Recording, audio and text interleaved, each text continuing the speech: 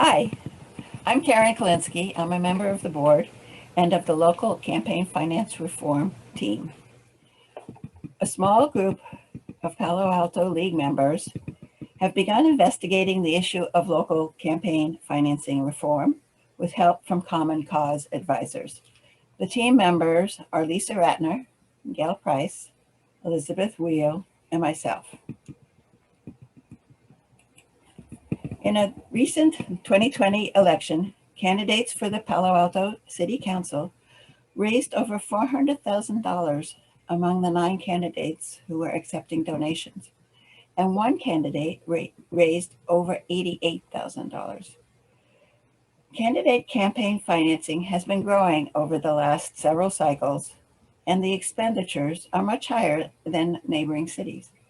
For example, Mountain View's 9 city council candidates raised a combined total of $147,000 with an expenditure limit of $27,000 per candidate.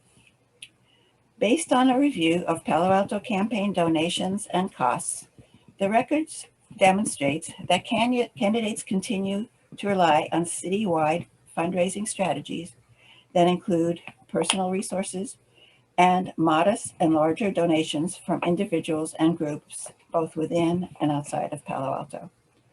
Without some way to limit campaign finance funding, those without substantial personal resources may not be able to run successfully or may have to rely on large donations from a few donors, which can raise a concern about the possibilities of undue influence. Within the last decade or more, many cities have introduced various direct and indirect means of campaign finance reform. 3 examples of reforms are voluntary campaign limits and expenditures, like Mountain View, the use of publicly funded campaign vouchers, like Seattle, and the creation of election districts within the city.